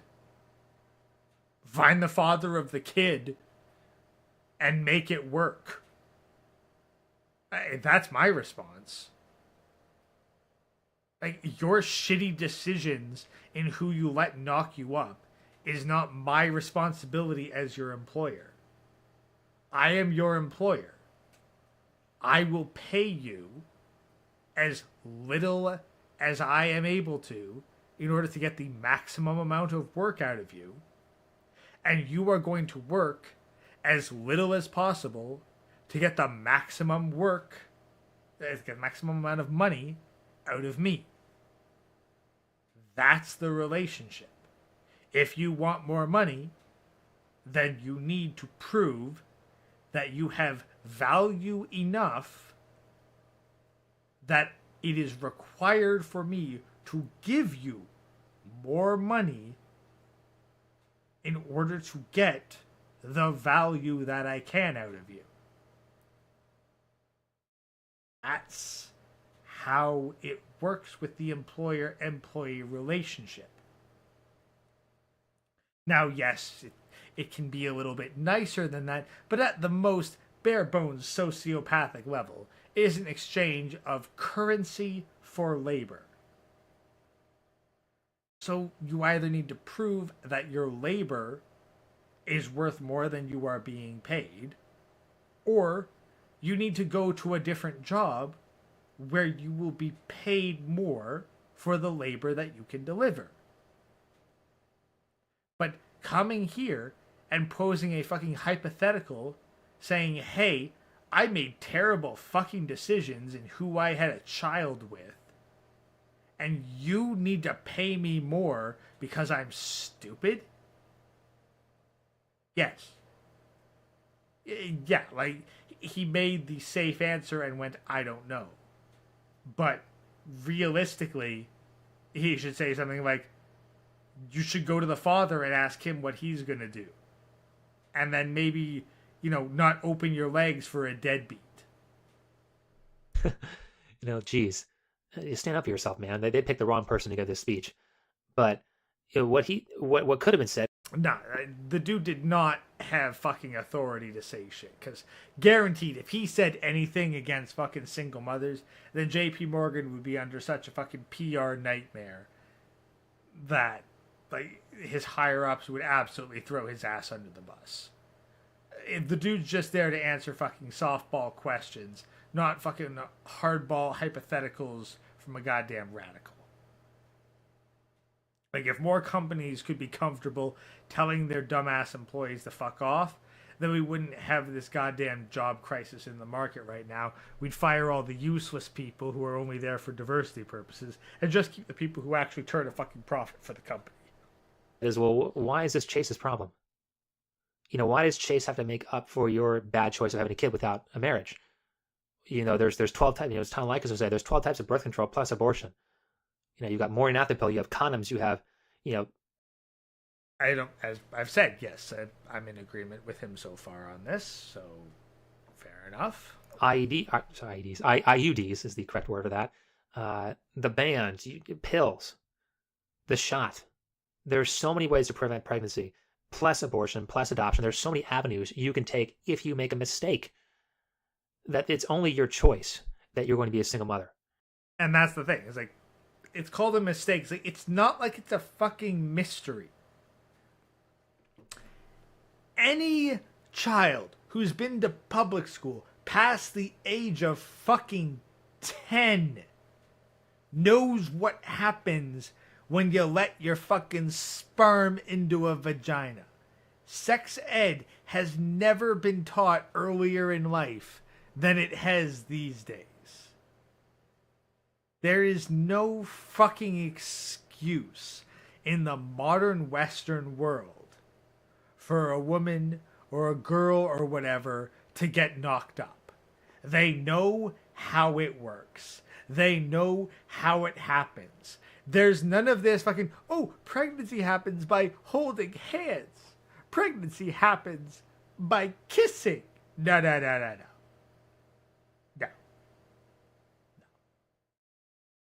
They know. They know how pregnancy happens. They know ways to prevent it. The only time a woman gets pregnant in the modern world and carries that baby to term is because she wants to. Maybe some countries, like in Eastern Europe or whatever, like Poland or whatever, they might have laws that prevent that kind of shit.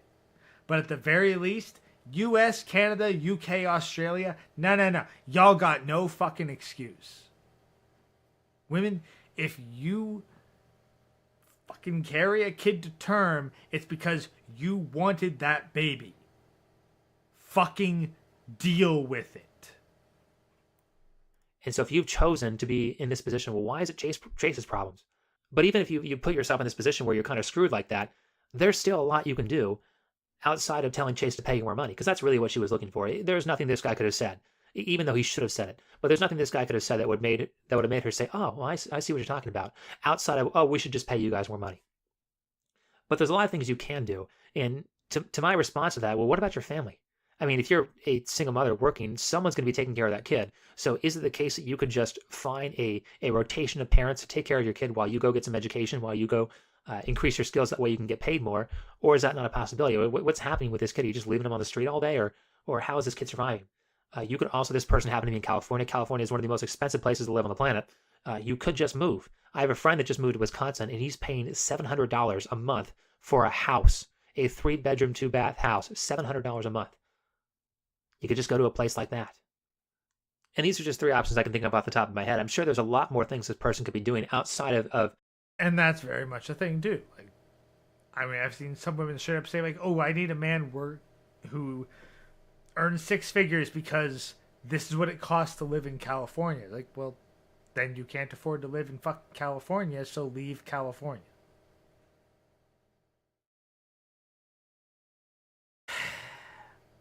This is what it costs to live in the city, so leave the city. Move where the rent is cheaper if you can't afford the rent with your current skill level. I mean, heck, I even point out to some people in my local area, look, the rent is too damn high in this area for people to live and be able to rent a place and make the amount of money that you're willing to pay them. That's why you can't find any fucking labor around here. Because everybody who has enough money to move will move. And they're either going to move down south where they get paid more, or they're going to move up north where the rent's cheaper. That's not difficult to figure out. And since the rent isn't going to go down around here, y'all gotta fucking pay more to your employees and charge more. And it's not a matter of, oh, you need to do that on principle. Oh, you need to do that because they need it. No. You need to do that because otherwise you're not going to have any decent employees. The only people you're going to be able to hire are fucking crackheads. And, Mexicans. But it's sad but true. Like, the only people you're going to be able to hire are the people who don't have to live up here. Or who live up here under such shitty circumstances and they're just spending all their money on drugs. And since crackheads tend to make terrible employees, that basically means you're going to be paying for fucking Mexicans. So, yeah. Either increase your rates so that you can attract better employees or learn to speak Spanish. Browbeating the manager of Chase for more money. Because their argument is, well, why does somebody need, the CEO just made $32 million last year who runs Chase. Why do they need that much money? Well, because they don't spend money on stupid shit oftentimes. Oftentimes when people make that much money, they are reinvesting it into different businesses or different ventures to give you a job. Now, the banks... Okay, now, admittedly, yes, but keep in mind, like, there's a point where you're making so much money that your basic necessities are beyond covered and you're just stacking it up. Like, let's say you're making 6 figures. Unless you're really, really fucking stupid with your money, you're probably not spending at least half of that. Like, if you're making six figures, chances are 50K of that is just extra shit that you don't need. So, yeah, you put that shit into the bank. You put that shit into your investments. You put that shit into the stock market. You put that shit into crypto. You put that shit into some other business or stocks or whatever. Like, I'll be honest, if you're making more than 50K and you're living paycheck to paycheck, this is a problem with your expenses. You need to cut down your expenses. Like, if you're living under 50K and you're living paycheck to paycheck, double check whether or not you can cut down your expenses, because you might be able to, but given the fucking prices of rent these days, I understand. If you're living under 30K, you're probably living to paycheck fucking regardless. Like, good luck. My condolences. But let's continue and try to wrap this up, because we're already almost a half hour into this fucking 12.5-minute video. Might be the least of these people, because they might do derivatives or they might manipulate money. But a lot of times when people are making a lot of money, they're doing that and creating more jobs with that money, whereas you are just spending money on crap.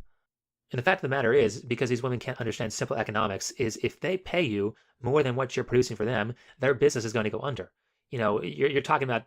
It's not that they can't understand basic economics, which they probably can't, but it's more so that they don't care. It's to them, money is a thing that you give based on how you feel about somebody. It's not something that you do some sort of logical formula to determine whether or not somebody's worth something. To them, money is a symbol of emotional investment, not actual practical value. Even for a supposed MGTOW Red Pill channel, you're still giving way too much credit to how advanced women's thoughts are. They don't think that far beyond, hey, how can I make this benefit me? And what words do I need to say to make it benefit me? Chase probably has more than 10,000 employees. And so if they up their salary, all the basic low-level tellers that don't really produce more money for them, and they pay you more than what you're making them, their business goes under. And so you could either be happy with the $16 an hour, which I think is far more than what they should be making, or you could not have a job. Because that's what happens when people do this shit, is they up the minimum wage for $15 an hour. Turns out you're not worth $15 an hour, so you lose instead of having Actually, this happened in California. They made minimum wage $20 an hour. Within the week, a whole bunch of fucking fast food places fired most of their employees or just closed up entirely. That's what fucking happens. I guess the alternative is your fucking cheap ass hamburger, quote unquote, is now worth as much as a fucking restaurant grade meal. It's like, no. That's the thing. Like, fast food was meant to be an entry level job that you brought in a low skill worker that you could pay super cheaply, and thus you could provide super cheap food, and it was meant to be a jumping off point. Problem is, it became full-time work for a bunch of people.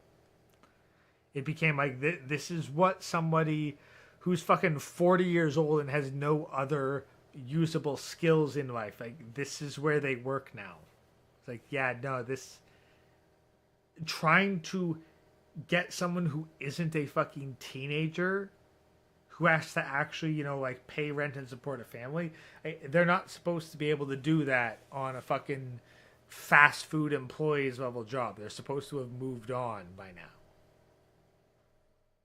But, rather than, just saying like, oh yeah, let's raise the minimum wage and make it so that our fast food places need to pay their employees this as bare minimum. It should have just said, like, fuck the minimum wage. And I'm 100% for that. Fuck the minimum wage. Like, look, offer what you think you need to do to make a profit.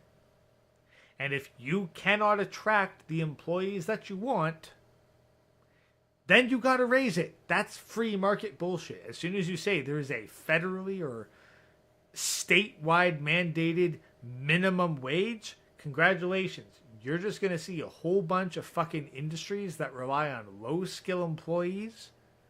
They're just going to fucking leave. And now your unemployment goes up. Congratulations, you played yourself. Oh, God, let's wrap this up. I'm going to be at this one for a while. Two people with two jobs, you have one person with one job. And maybe they make a little bit more. Now they've got to work 3 times as hard because they have to actually make that $15 an hour.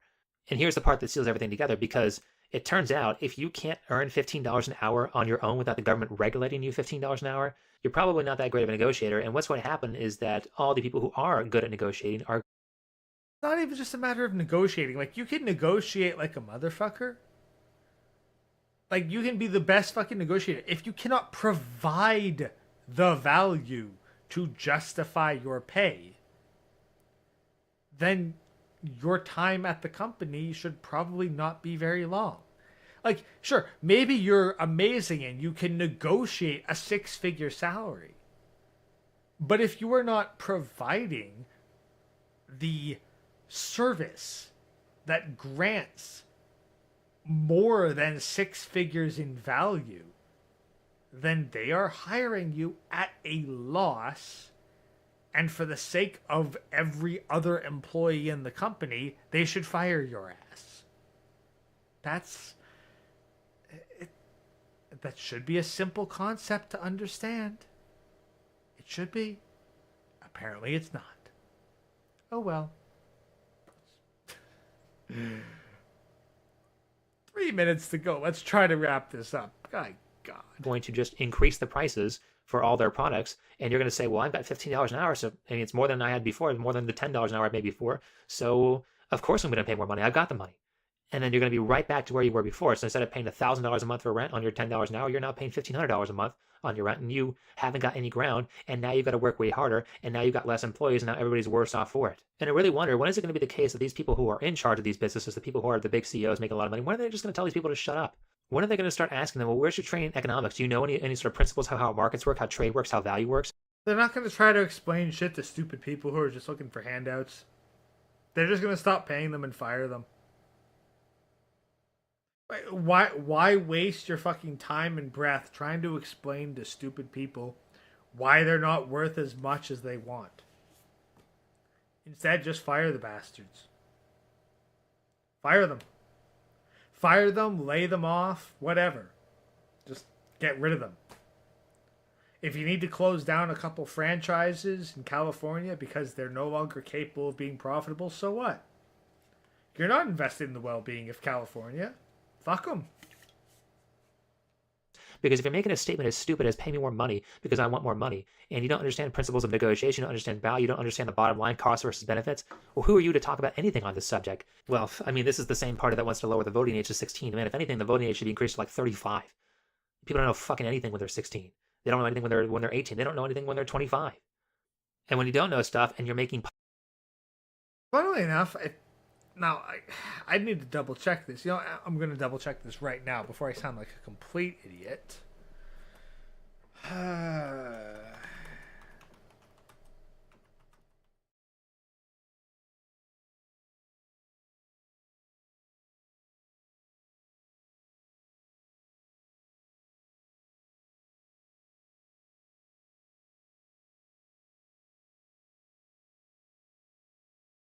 Yeah, because I saw this post earlier. It's like, how old were the founding fathers?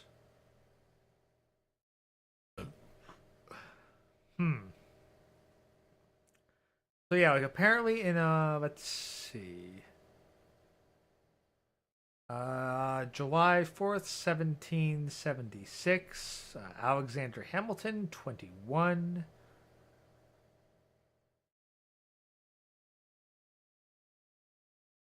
There's quite a few. Let's see. What Benedict?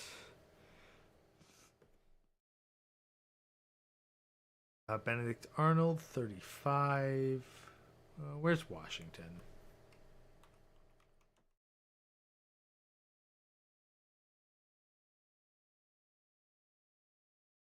George Washington was 44. Yeah, it doesn't really give a good case for the young people. So, Yeah, I'll just drop that tangent. I thought maybe like, oh hey, well Washington was like super young when 1776 happened. The American Revolution was like, nah. Apparently the dude was 44. So no voting under 35. It's like that's the thing. I think we'd have different restrictions for voting rather than age, but I'd like to keep this stream up for at least the next couple minutes. So let's just keep going. Policies based off of lack of education, you start doing stupid things like the well-known feminist snow plowing, where they said, well, all the roads that are plowed in Sweden are plowed for on the men's walkways, and none of them are the women's walkways. So instead of plowing all the routes to work, all the construction areas, all the places that are productive, we're going to plow the shopping malls, the movie theaters, the grocery stores, all the places where women go. And it turns out it ruined their economy that season. So that's what happens when people make uneducated decisions. Of course, a lot of worse things happen. Like, that's just kind of a funny one. But one thing that's not funny is the Duluth model, which says that men are always the abusers and women are always the victims, to the point where men in a lot of places can't even call the police when they're being abused by their wife. That was made by a bunch of manipulative bitches and then believed by everybody because it was promoted in media. And now the law is in such a way that men can't even defend themselves. Oh, they absolutely can. They just have to be willing to suffer the consequences. But hey, at least these days, if you defend yourself successfully, you might get an episode on RPM. And I'm not going to say anything more because I really don't want this stream absolutely annihilated. But if you know, you know. Because of people who make decisions without actually looking into what they're making decisions about. It's quite rampant. And in this case, where this chick wants to say, you should pay for my mistake, I should be able to be a single mother and live by working a basic job at Chase, she's just going to sit there and ruin the economy. Because what's going to happen is if she gets paid more money by Chase, she says, great, I can have another kid, and now I'm $1,000 behind instead of being $5. And thus you find out why foreign aid doesn't work, because, hey, this person had 7 kids in fucking Central Africa. They're starving. Give them money. Oh, you gave them a bunch of money?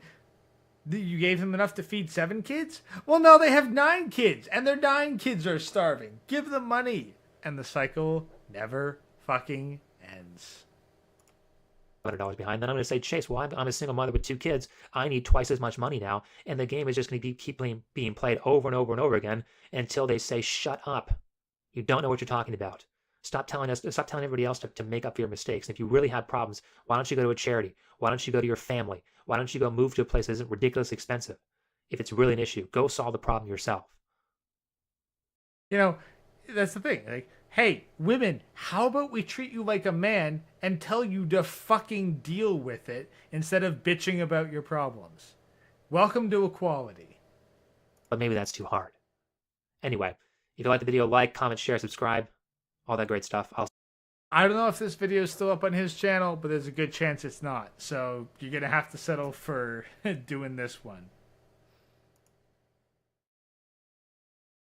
All right, and I am several fucking drinks, several fucking shits into the wind, but hey, we still got 12 of you around, so apparently I've been doing something right for the past couple hours. No, yeah, I need to double check, when I'm a bit more sober, but apparently Washington was 44 in 1776, so it ain't like he was no young buck, allegedly. I need to double check. I honestly don't know. I'm a Canadian, so I can be forgiven for not knowing that much about American history.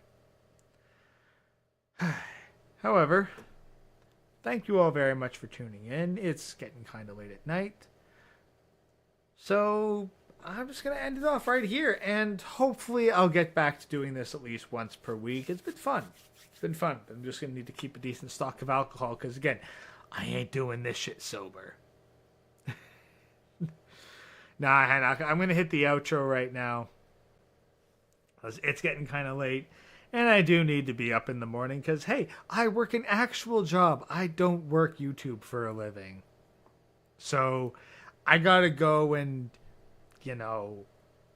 actually build Macs or whatever. Construction Macs, trade Macs, whatever the fuck you want to call it. I got to go make my money with honest, fair living. Not being a fucking grifter on the internet. So thank you all very much for tuning in. I hope you all have a great rest of your Sunday. And I'll try to schedule something during the week, because I have missed this just as much as you guys. Until then, Peace out, Warband.